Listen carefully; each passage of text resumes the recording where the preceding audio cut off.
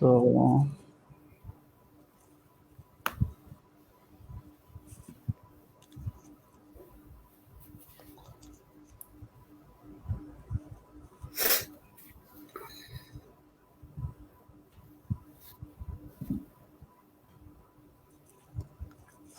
so we are going live now. So we are live now. Okay.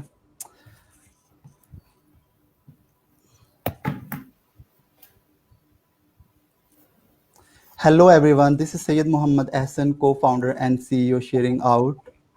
Today we are here to discuss about food waste and the embedded losses of nutrition and environment in the food waste. So it is actually a series of webinar that we have decided to organize to advocate people around the issue of food waste. So first of all, I would like to tell you a bit about sharing out, that what is sharing out and why it is formed, and then I'll introduce my panelists.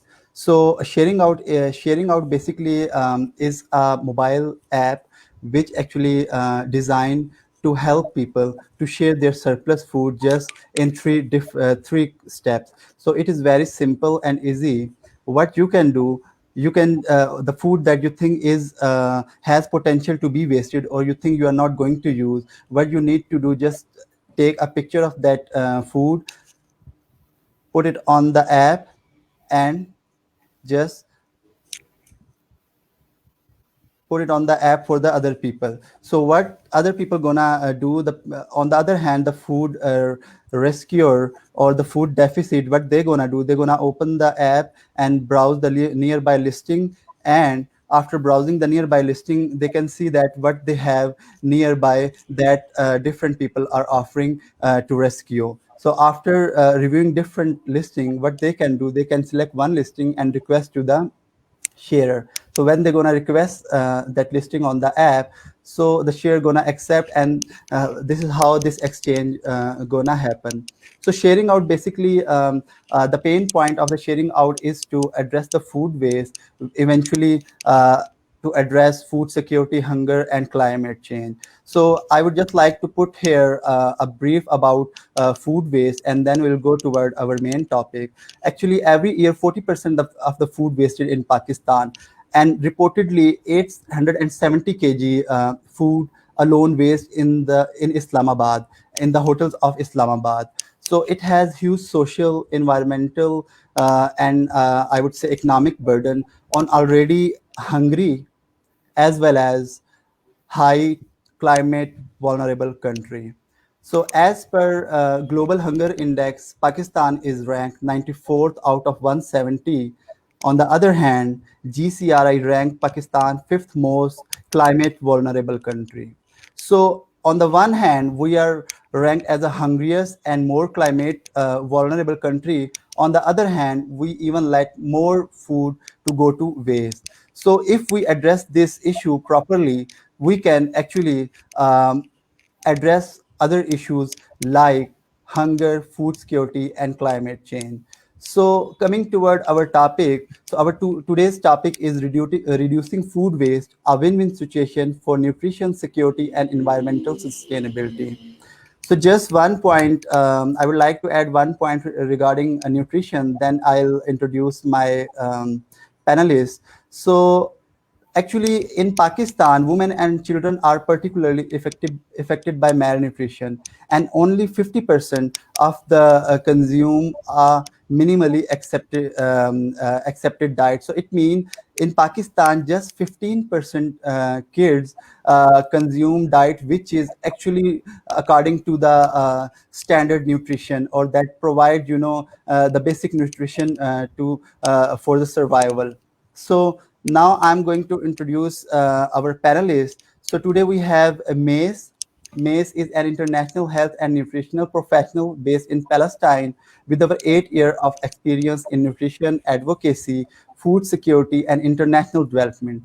Mace has worked to support high-level advocacy and policy change for health and nutrition program at global, regional, and national level, and has contributed to the improvement of global policies and advanced the investment in maternal and child nutrition program worldwide.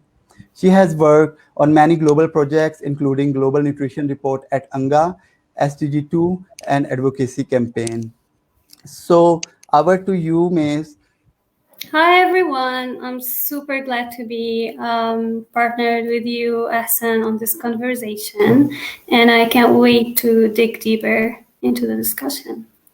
Okay, so first of all, Mace, we would like to know from you that, according to you, what is food waste? How do you think about food waste, and what do you think food waste is actually, as a nutrition, professional?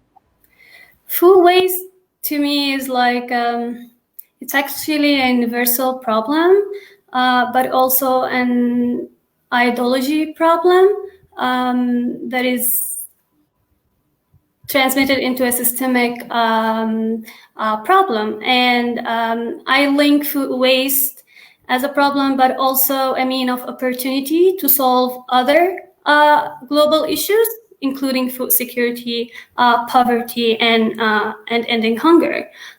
So, like you see, SN, we have a world that is now facing extremely limited resources and an increasing population. And so food security can only be reduced and achieved, can only be achieved by a more sustainable, let's say, use of resources. And by resources, we're talking about food. And that can't be done alone. It should be done with adaptations to our consumption behaviors, including reduction or ideally eradication of food waste itself. Yeah, very right. Actually, like, sometime we think that, like, the plate that we are going to trash in our dustbin, so it is just what we are wasting. But most of the time, people are not aware, or I would say aren't aware, that it is not just the food waste that they're throwing into the basket. It is also about the, I would say, effort that made making it to our plate, like from farm to fork, as well as we use a lot of resources like water, land, or different agriculture stuff that we use to produce that food. So, like, knowing the fact that even then we let more amount of the food to go to waste. So, if I talk about nutrition, so, like, for healthy meal, we need to have all the nutrition that is important for our body and for our healthy life. So, on the one hand, we're wasting a lot of amount of food. On the other hand, around us we can see a lot of stunned or malnourished children. So I would Definitely. like to ask you, could you please tell us how daily dietary recommendation intake, actually, sorry, what is daily dietary recommendation intake level for a healthy life, or I would say for healthy lifestyle? So, like, if you want to talk about the DRIs, which is the dietary reference intakes, it's actually a set of huge numbers. So, like, a lot of numbers to start listing.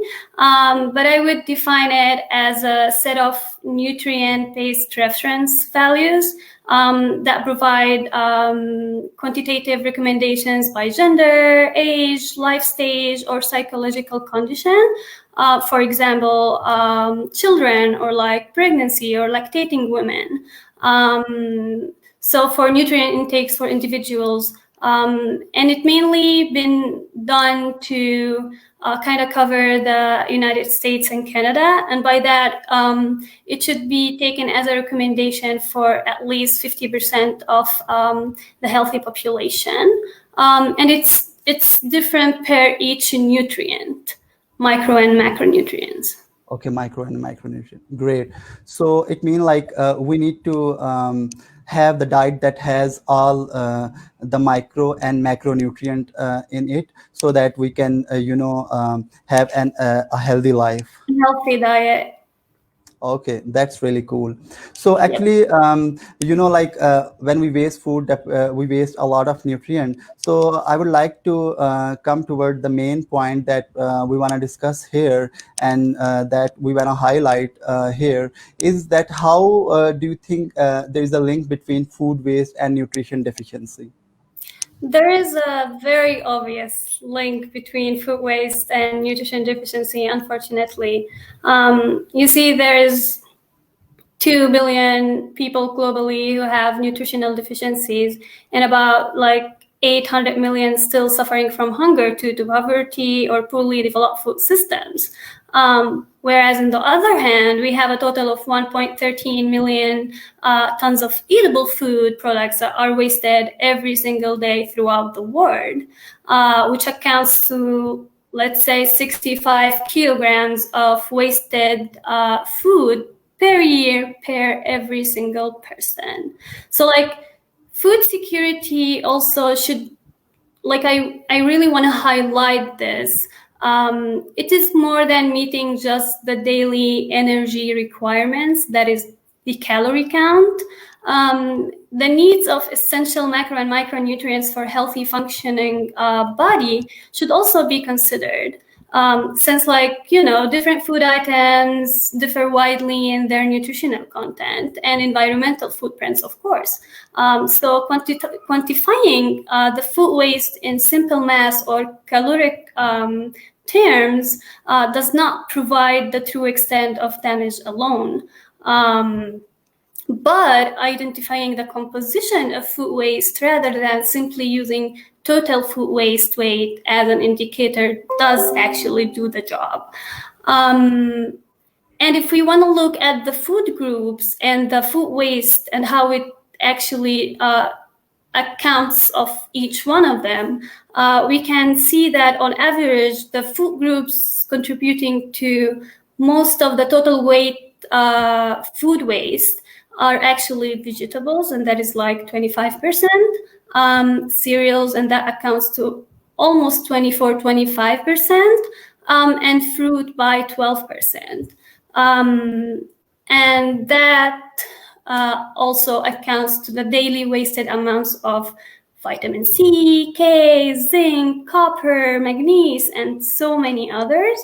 And it actually represents a waste of almost 25 to 50% of their daily dietary recommended intake value. However, we see the availability of fruits and vegetables consistently being insufficient to supply the recommended intake levels, and only 55% of the global population has actually access to fruit and vegetables as recommended by the WHO amount target. And if we want to look at fruits and vegetables and why we see a lot of waste here, it's as simple as this. This food group actually is easily perishable in its nature.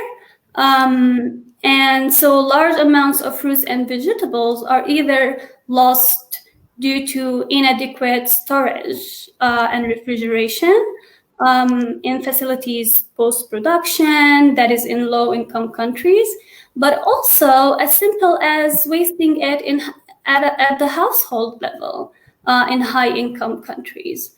And that is only on the fruits and veggies and cereals side. If we want to look at meat, for example, so like meat and dairy and eggs, they contribute substantially to the wasted of calcium, choline, riboflavin, zinc, and vitamin B12. And if we want to put this into context and give like an actual example, if we want to talk like about the US, for example, so like it's estimated that 30% almost of the available food in the US remains uneaten, like literally uneaten, Yeah, uh, exactly. due to the losses at the retail or the consumer level. And that accounts to almost 1,300 calories per day per person. Whereas we see that the world 815 million hungry people could actually be lifted out of energy, protein, malnutrition by less than quarter of that food, Oh my God. which is insane. And that Exactly. food accounts from the USA, from UK, and Europe. But like the USA alone, approximately can solve that by 40 million tons of the food waste that is generated by its households, retails, and food services each year. And that is super insane, but it's real, Yeah. unfortunately. Okay. Yeah. So thank you so much for this detailed statistics about different macro and micronutrient and different minerals and the protein that we waste along with different vegetables, meat, and different amount kind of food waste. So as you said that like in US like a huge amount of food is wasted alone in the US, which is actually a developed country. So don't you think that we can redirect that wasted food to the food insecure or food deficit people through a tech based solution, Definitely.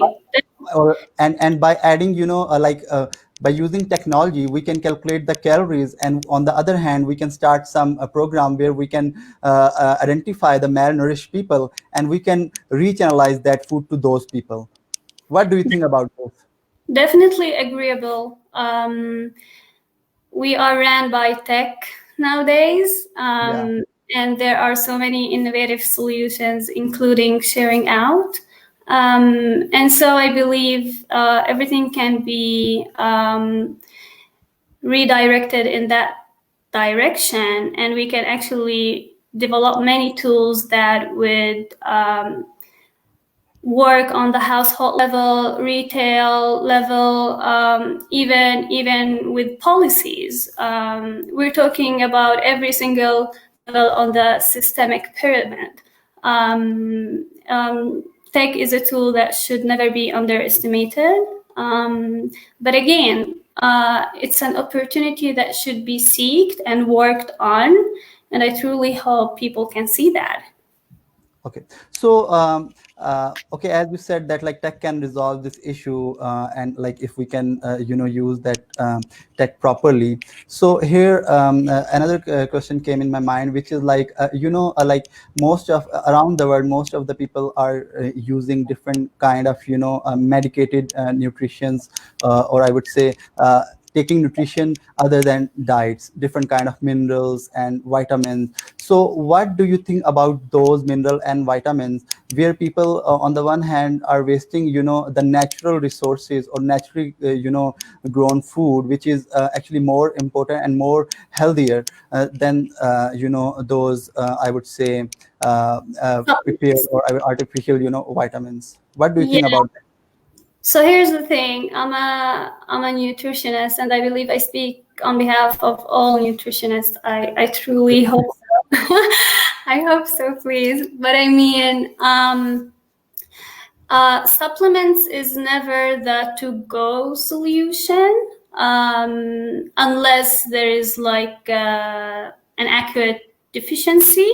But we always go for the diet behavior changes with any patient or community. So the interventions always should go directly to the food composition and lifestyle, rather than just prescribe meds and supplements to anyone. Because trust me, that might actually help for the meantime, but lifestyle is a lifestyle. You carry it along with you throughout your life, and unless you have a base for a good base of nutrition and nutritious food, you won't be able to survive for the rest of your life. So yeah. Okay, And thank you so let much. alone, it's also an industry. So like the whole world shifted toward marketing it as an essential thing to consume, whereas it's not. So like also look at it from an industrial perspective and environmental perspective. Anything that is produced is anything that is produced have many unpleasant consequences Yeah. on us as consumers and on the environment, and that is an issue on its own. When they market such stuff and the demand rises, it actually leaves us in a worse environmental place. Yeah, you're very right. So we have Mohsin Gul with us, as well as Olmide, our second panelist. He, due to some issues, he won't be able to join us today. So Mohsin would be taking lead on the environmental section of this, I would say, panel discussion. Welcome, Mohsin, and thank you for joining us. Thank you, Essen, and hi, Mace, and Hi. looking forward to this discussion. And Thank you so, so. Yeah, now you're live. Okay, so we were talking about nutrition, and Mace gave detailed I would say information about different nutrient, and how like what amount of nutrient we waste when we waste different kind of food. So taking this discussion further on, I would like to ask another question to Mace, and then I'll come to you for environmental section. So Mace, as you discussed, like most of the time, perishable food like vegetables are most of the time are the one that most of the time get wasted in the house or during transit, and during in the supply chain of the food. Mhm. So sometime what happened that we don't like to eat vegetables. What happened that we buy them, we put it into our fridge, and after some time we find them spoiled, and then we throw them away. So my question is that, do you think that a proper nutrition advocacy program for the people, where we teach the people that what kind of nutrition you're going to get by eating vegetables, what kind of food nutrition you're going to get by eating beef or meat. So do you think this kind of advocacy can help people to balance their diet, and can this add in the reduction of the food waste, especially in the reduction of vegetable waste? Definitely, as I mentioned, there is a solution at every single level, and that starts at the household, in schools, at a governmental level, or with retails and so on. So, like,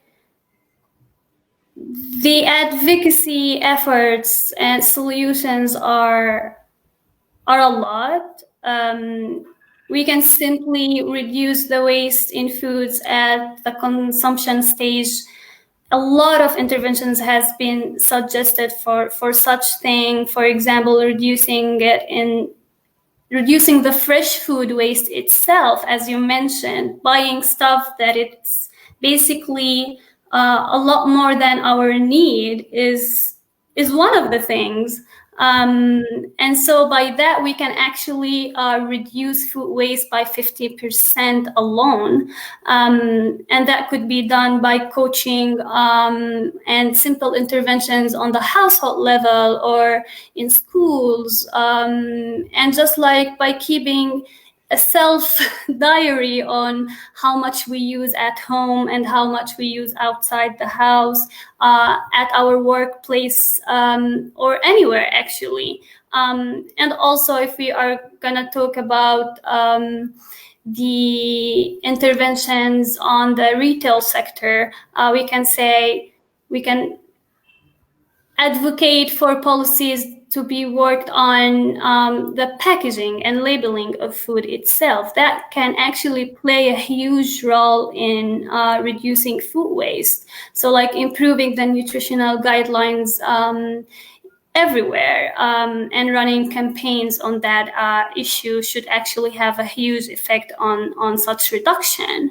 And apart from consumers themselves, food businesses, business actors can play a huge role in reducing food waste, just by simply adopting conscious strategies on packaging and date labeling, and their marketing material. Like seriously, the marketing material Exactly. itself. I mean, look at, like, if we're talking about like retail on its own, or even in restaurants, like the huge quantities that are present on your order, or simply the offers of, like, yeah, take this larger pocket for this amount of money, is actually on its own a devastating approach to food waste. Yeah, So yeah. you are actually very right. Sometime, not sometime, I've seen many a time that, like, decisive advertising actually is linked to food waste. Sometime what happens, different superstore put a huge quantity of food on discount, and when grocer go to the store, eyes are hungrier than your, I would say, belly. So you cannot yeah, you cannot measure the size of food that you need through your eyes. So what we do, we just grab the food and bring it to our home, and at the end, that all food ends up, if not all, at least some amount of food, that food ends up in, I would say, trash or in our dustbin. So you're very right. Like, advertising is one of the contributing factor in our food waste. Like, if we address this advertising, actually superstore advertising campaign in a proper way. So even by doing so, we can actually reduce the food waste. So coming toward Mohsin. So Mohsin, first of all, I would like to ask you, could you please tell us what is climate change and how it is harmful for our environment? Sorry, thank you for the question, Essen. Climate change, I hope people know more about it than an average person now, and they're willing to learn more about it. Climate change basically is human induced global warming of our climate, and we are trying hard to keep the world not warm up more than 2 degrees at the max, so that we can save the ecological systems, the earth systems in their true essence, and the world has enough so it can survive the current population and the future populations. In terms of environment, climate change is important, yes, but food plays a key role in this as well. So, food system is another earth system that is highly nature dependent, and climate change, or the realities that come through impacts of climate change in our local, regional, global levels, you can start to see that it's impacting. It has already started to impact us. For example, in conflict ridden areas like Syria, it was the first time where climate led drought led to food, uh, you know, crisis, and in which, for the first time in the world, the vault that was created to get, save all the seeds for different crops, that was the first time the vault had to be used, because of the conflict and the continuous climate change related droughts. There was no natural way to grow the seed. So that's the importance of how we have to bring climate change into the picture, and we have to convince people that you do not just, when you eat, you're not just eating, you are making an impact around you, to your environment, to yourself, to your communities. So it's not just a human right crisis, it's also an environmental crisis. Thank you. Yeah, you're very right. Like, it's not just a human, right, right, it's also a food environmental crisis. So actually, like, when we waste food, So we just not waste food, we are also wasting the resources that we use to create that food, or I would say produce that food. In If I talk about in the context of environment, we cut our forests, we cultivate our I would say land, we use our water resources, and when we waste that food, it means we are wasting all those resources. And those Yes. resources wasting those resources mean we are actually harming our environment, because the resources are not something in abundance. It's actually something that we need to use in a very careful manner, so that the things or the food that produced by using all those resources, we should not waste those resources, but use them in a responsible way. So this actually brought another question into my mind. As I said, like there are a lot of thing involved in food production, related to like land, water, and other stuff. So would you like to highlight some key areas that actually are directly related to food waste, like what are the main environmental losses which are related to the food waste? Okay, thank you, Essen. I think partly I've already answered the question that it sort of impacts all supply chain and the natural supply chains and the synthetic supply chains. But let's try and put things in context. Like food only accounts for almost quarter of greenhouse gas emissions. All right, so agriculture is a key source of carbon dioxide emissions that are happening around us. So when you say that you're growing fruits and vegetables and crops, that does not mean it's all good.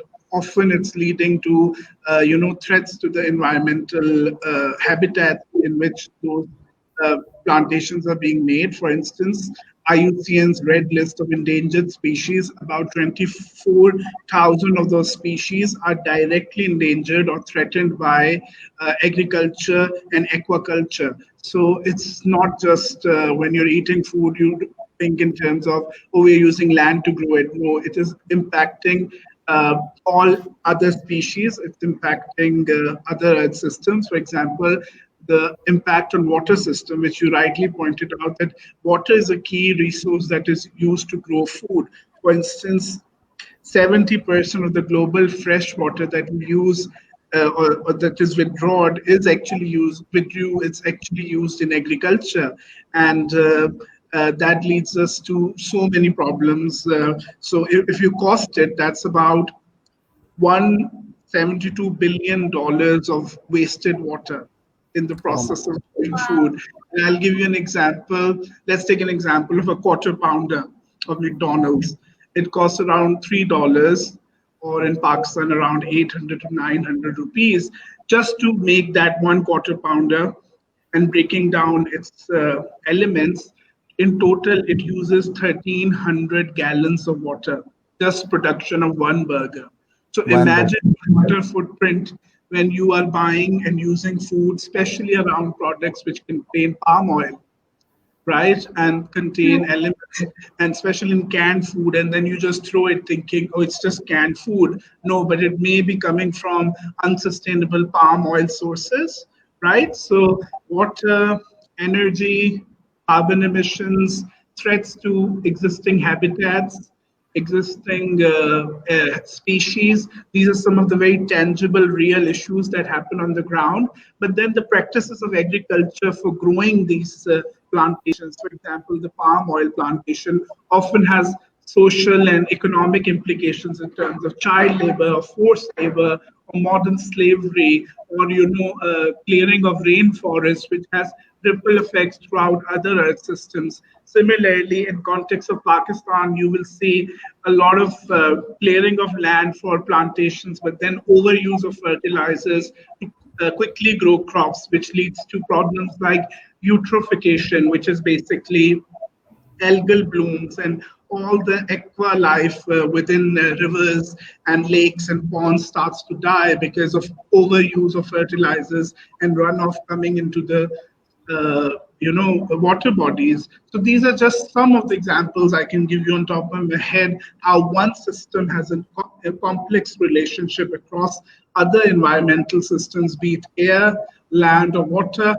And at the end of the day, uh, it all is coming back in our food system through bad toxins, bad chemicals that enter your food cycle through bioaccumulation. And that basically means that toxins get magnified in one species, then the other species eats it, then the other species eats it. So you've seen plastic being added to our uh, you know, uh, uh, uh, microplastics have been observed in fish, which the humans consume. So it's a whole mess. In short, what we need to do is we need to start rethinking our impact on the food system and how that in turn impacts our or creates our footprint on all Earth systems, including land, air, water, and the social systems. Thank you. Yeah, thank you so much, Mohsin, for articulating it in a very, detailed way, where you have you brought in a lot of example. Actually, you actually clearly made it, possible for our audience to understand how, actually food waste is adding to the, I would say, environmental losses. So luckily, we have Olmide with us. So welcome, Olmide. Can you hear us?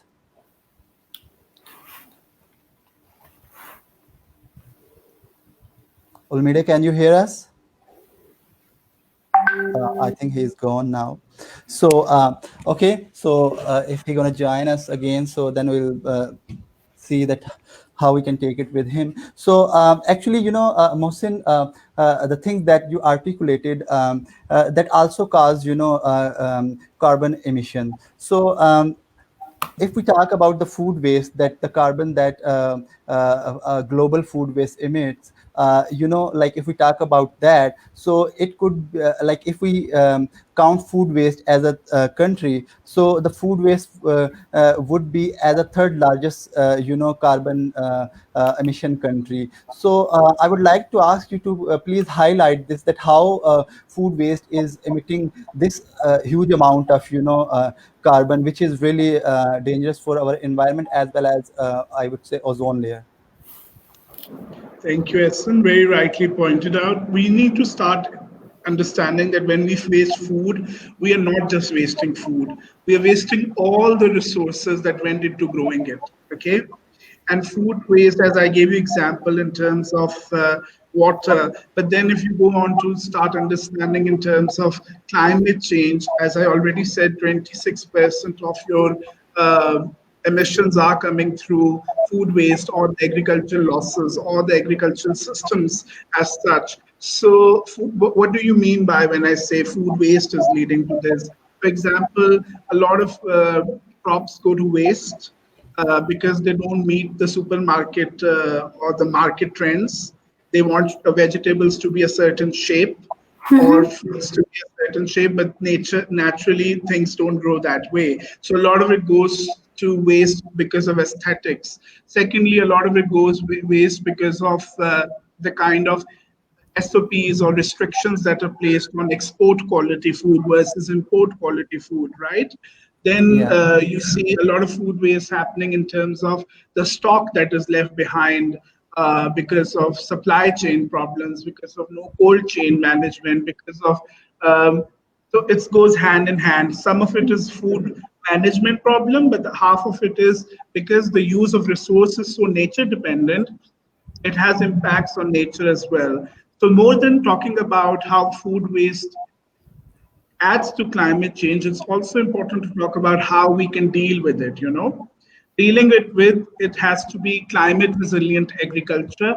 A smart agriculture is needed, which uses water friendly, drought friendly, resilient systems, irrigation systems, nutrients, biofertilizers, good fertilizers, non-toxic feed to the animals and livestock. So these are some of the changes you can bring on the agriculture system side. But on the food system side, again, how you manage the supply chain, how you manage the behavior change communication, because at the end of the day, it's a behavior problem as well, right? A lot of people do not know that the thing they're throwing away has this much amount of water used in it or this much energy used from the land and other species. So that's my way of understanding how we can help it. Yeah, very well articulated, Mohsin. Thank you so much. So, actually, when we talk about food waste, nutrition, and environmental, losses or nutrition losses. So, I always have in my mind one thing that, when we, discuss with people about balance, diet, or I would say healthy lifestyle. So we can also advocate them that, like, if you're going to lose some nutrition by wasting your food, it means on the other hand you're going to have another impact on your environment, and that environment can also lead us toward different kind of diseases which might impact on the health of the person because of the deficiency of some nutrition, or I would say nutrition deficiency. So Yes, sorry. yes, yes. So you pointed two very important things here, which I just want to quickly comment on. One is sustainable diet, right? Where you consume enough that you're saving. Okay, it's nutritionally balanced, but it's Mm-hmm. equally good for the environment. You see examples of how people go vegetarian for 2 days in a week. That makes a lot of difference on their overall ecological footprint. But that's also good for their health, right? If someone's going vegan completely by choice, that means they are conscious not just for their diet but also for the environment. But for example, in Pakistan, you don't get meet on Tuesdays and Wednesdays by law. It has been a tradition that you never get meat on Tuesdays and Wednesdays. That is more to control the population of the livestock and people consuming it. But if you make sense of it and just make a simple decision, I will not consume meat on Tuesdays and Wednesdays, you are helping control the population of the livestock. You're helping control. Yeah, sorry, Maze, you want to add? Yeah. Yeah, it is. I just wanted to add that again, it's a mindset and it's an individual impact on us all that matters actually. And also like what might work for you might not work for me, but collectively we're making an impact, and that what matters. Yeah. Yeah, And very well. also, you just mentioned about how diseases enter and go out of the system from environment to the food. That's a very important topic to talk about. This is a whole concept called One Health, where Mm-hmm. WHO has defined three sorts of health: environmental health, human health, and livestock or animal health. The three of them go hand in hand.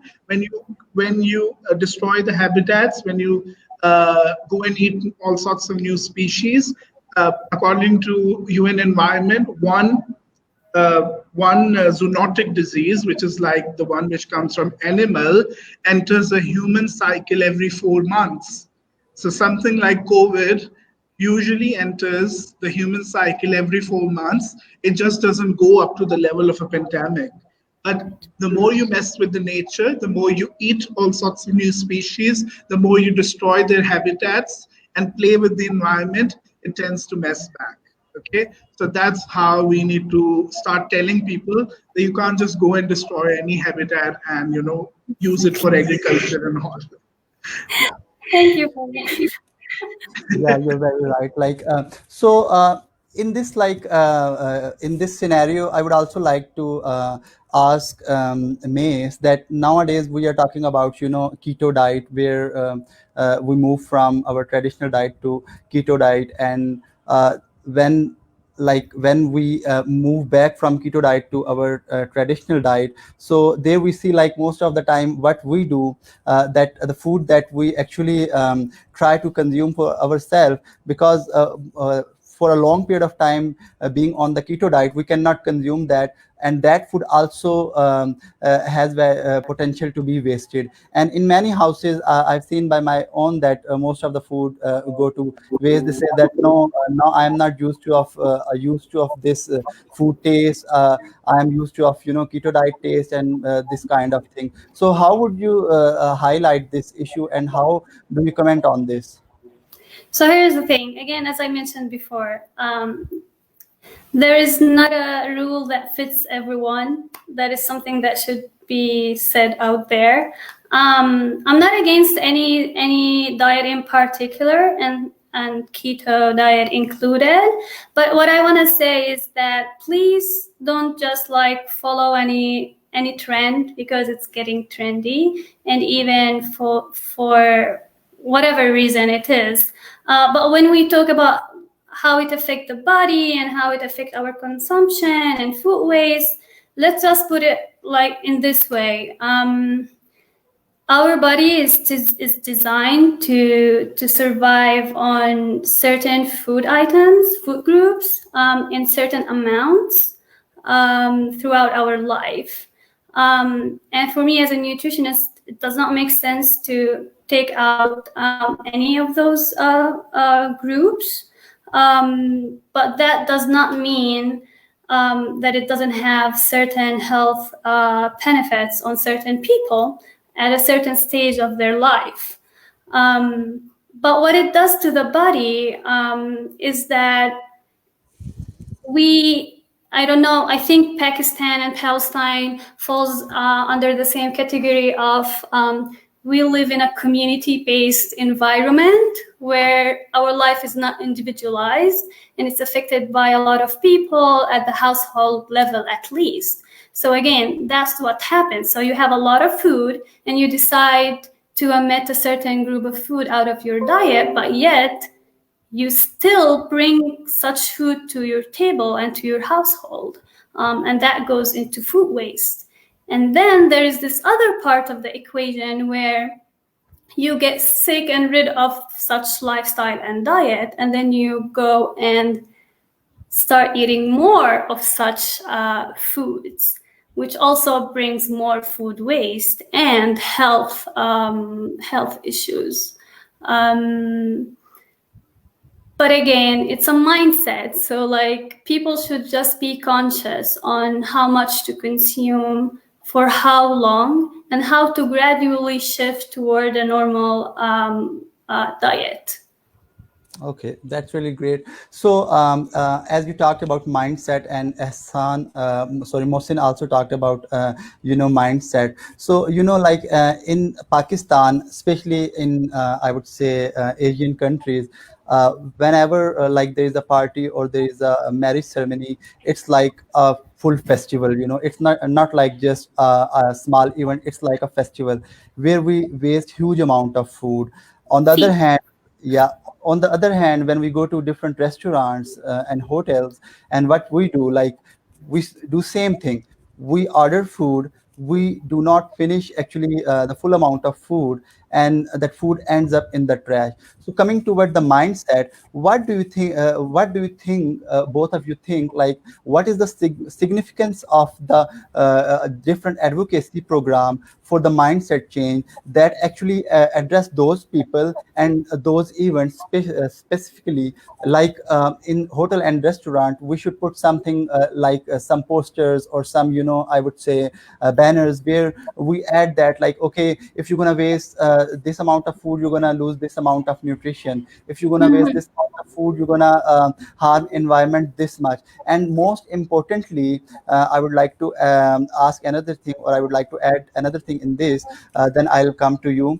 Like, do you think it the thing like it is gonna work in real scenario? Like if we put something like this in the hotels and restaurant, like, okay, if you are going to order this dish, you're gonna have this much nutrition, and these are the micronutrients which are involved in this food. If you're gonna get this dish, you're gonna get these are the these micronutrients. And then there should be something, or there should be I would say menu where they propose the the person who is going to order the food, they propose them like, okay, this is the best combination of food that you can eat at this time, which is important for your health. What do you think this kind of advocacy program can bring shift in the mindset?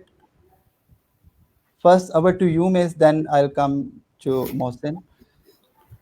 Definitely can work, but again, it's different per each community and per each country, of course.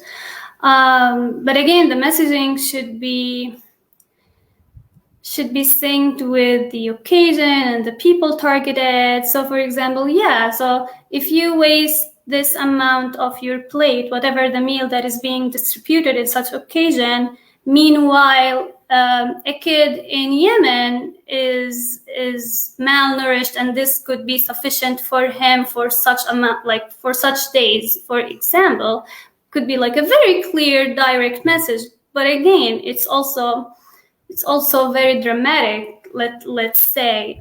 So what would I be suggesting is being just more creative, let's say, and like work on the base level. And that's why I would encourage some like work on the household level, schools level, so that we don't even have to waste food in such occasions, and at least have some sort of national mechanism sort of to kind of like collect such food waste from such occasions and distribute them to people in need, or whatever the mean is. So yeah, I would totally go and encourage such approaches. Initiative. Okay. Yeah, definitely. So what do you think, Mohsin, in context of environmental, losses? Do you think these kind of campaign has significance to bring change in the mindset? Yes and no. Firstly, we have to declare a food emergency. It's a big problem, and people need to look at the narrative that way, especially in our country where there is a big deficit between and gap between excess. So I was a research manager for a British Council study we did in Punjab on adolescent girls, and today is International Day of the Girl Child. And that takes us to a very important message. And in that study, we found 60% of adolescent girls in our country go almost hungry when they go to bed, only because the brother and the father go and get the meat, or they go and they get the first bite from the food, and whatever is left is what is they eat, and that's usually not enough for them. Similarly, I did another project in Punjab on school health program, and what we were doing was we were trying to push for school health meals and school meals for children, and we encouraged them to make their own meals. And but what ended up was teachers were abusing students in terms of they children were the ones who were growing the vegetables, they clean it, they cut it, they make food, and then the teachers take it to their own home and they don't give it to the students. Okay, Oh, so it's again a big behavior problem. So if you declare a food emergency, we have to create a very robust narrative around this, telling people how important it is not to just be nutritionally ensuring that you're secure, but also ensuring food security of other people in the community. So it has to go hand in hand. And forget environment. It will have impacts on good impacts on the environment itself. Right now, what is needed is for the people to start first acknowledging the problem. Not many people acknowledge the problem. When they throw the food, they're like, yeah, someone will pick it up. But that's what Maze exactly said. You have to make sure it goes to the right people. And for that, we need to create a system. And that is where all stakeholders need to come into play and ensure that there is a supply chain mechanism for the restaurants. Even, for example, like when you go to Centaurus in Islamabad, there's a very big board which says food waste is a crime and you'll be fined if you waste food and all. Okay, good. That part, okay. And maybe people stop wasting food. But what about if they do waste? What happens to that food? You need to think beyond that behavior change as well. When you create a system, people come up and start using the system. Firstly, there is no system to use it effectively. Secondly, it's a behavior change problem. Once you start correcting the behavior, for example, it's a very simple thing. You ask people to start giving, not use single-use plastic when they're giving food items. Okay, good. You are telling them not to use single-use plastic, but did you provide them an alternate to that plastic? If not, people will come back to using it, right? Mm-hmm. And that's the role for people listening to us who are in the decision-making places, or are who are entrepreneurs who are thinking to come in this sector. They really need to create that support ecosystem. Only then we'll be able to push the cause and not just ring the alarm bell for no reason. At the end of the day, it has to turn into something tangible and doable on the ground. And for that, we all need to come together, first acknowledge the problem, and then in our own capacities, for example, Maze as a nutritionist can help restaurants design environmental friendly diets, start days which they encourage people to eat vegetarian, or they start encouraging them to be environmental conscious. Don't get a drink, don't get water bottle, instead have put clean tap water on each desk. Definitely. Go back to the basics, go back to the roots. So that's for good nutritionists to work with restaurants and all. As it is an environmentalist, what I can do is I can push or campaign for food security, also nutrition security, how it's so important to ensure that our foods are pesticide free, insecticide free, how they are more friendly for the environment, and we do not use products like unsustainable palm oil and stuff in our Mm-hmm. diets. So that would be my 2 cents on how we should go about this. Thank you. Yeah, you're very right, Mohsin. Actually, we need to create a shared vision where all the stakeholders from all the sector need to sit together and streamline these issues, and to devise a policy so that we can together address this issue. Like in silos, or I would say alone, we can play our part, but we cannot create that kind of impact. We cannot address this issue to the level that we really the level that we need to that we really need to address. So I think for this we really need a policy shift. For that, as you said, like we need all the stakeholders to sit together and brainstorm on this. And I would say uh, in one way or another way, at some point realize that, okay, if I am doing so, this is not right for me, and if not for me, at least for other. So Mm-hmm. at some point we do have realization. All we need is to just to go and advocate on this and build upon on this, so that people should become responsible and start thinking in the way like they already have in their mind. Listen, there is Pakistan's National Food Security Policy, which came out in 2018. It has a whole section on food waste. I don't think any of the decision makers have ever read it, or if they have read it, they have not done anything about it. So there are some good ideas for entrepreneurs and young people out there to look into them, or even food scientists or nutritionists and environmentalists. So I would encourage them to go and see what the government is trying to bring on the policy table and then work around it. And as you use the word very rightly, we have to create a shared value. But more than a shared value, we have to also encourage them to now take initiative in whatever individual or household level anyone can. For example, it's my brother's wedding in 2 weeks. We will make sure that on every table we put a little, message saying "Don't waste food." It's a very Definitely. simple thing, and maybe taken as oh, they're trying to be this over environmental friendly person. But I don't care, as long as we all are playing our key role, it should Exactly. work Yeah. out. Yeah, adding to your point, like government of Pakistan has also devised a framework for SDG 13 for responsible production and consumption. And under that framework, we do have, food waste as a, I would say, target. And there are indicator like we need to reduce food waste like 50%, or I think there was maybe 30% by 2030 and then 2050. And there is also another indicator, which is advocacy. So as you said, I cannot see that on the grounds. When you like search around, and when you try to find what they have committed in the document, you cannot find that.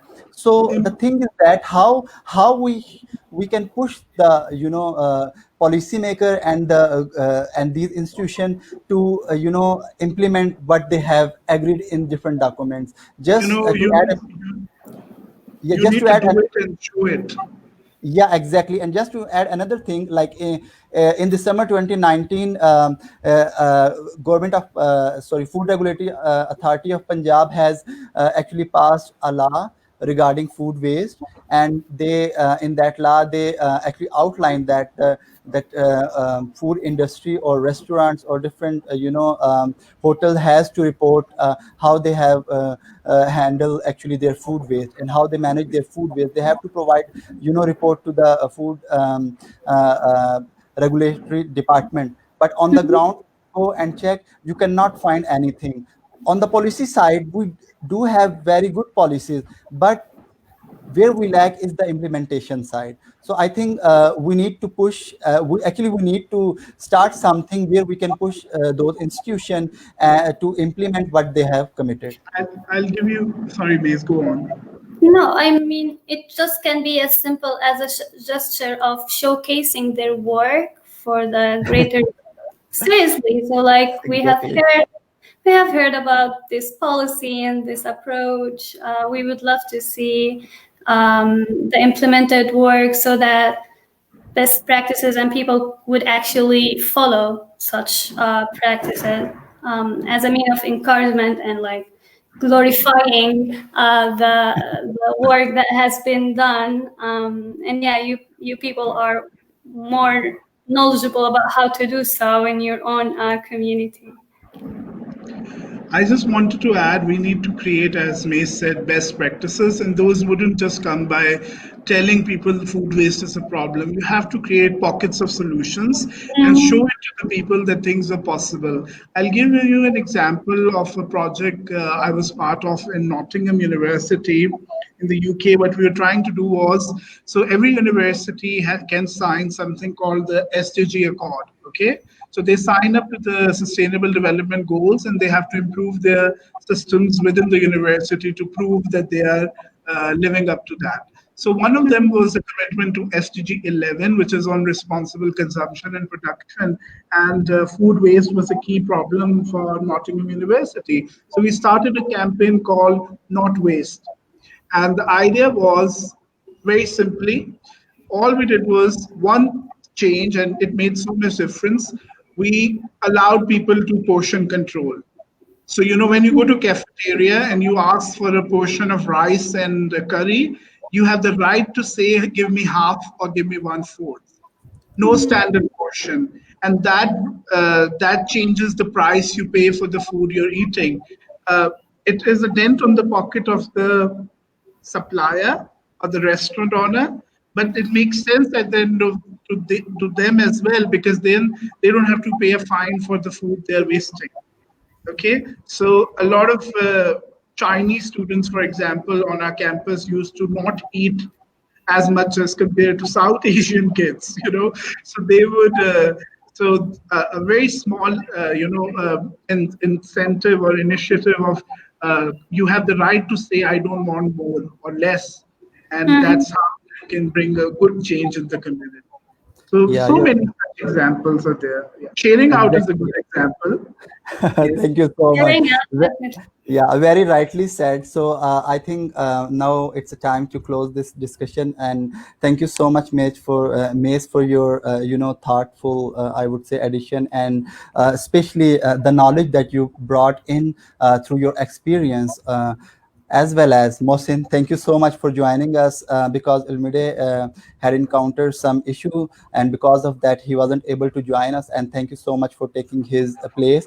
And I would like to end this webinar on the statement of Mace. Mace, would you like to say something related to food waste that we're going to use as a key, I would say, statement from your side? And after your statement, we're going to end this webinar.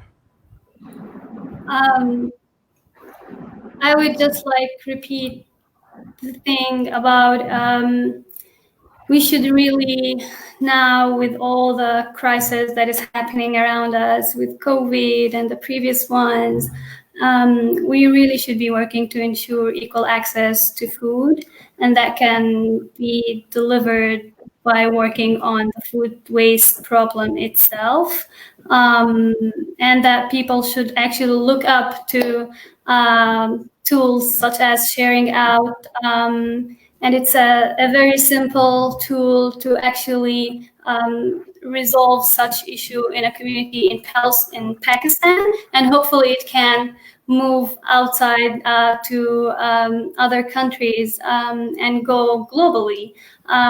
So please work on your national level, regional and international level, and look up to what has been done, adapt, and work on to deliver more and innovate more, and resolve this global issue that is food waste and food security. Thank you so much for your kind word. And thank you so much, our listeners. Stay tuned. We are launching very soon. And until then, goodbye. Goodbye. Goodbye. Thank Bye bye. you. Thank you, everyone.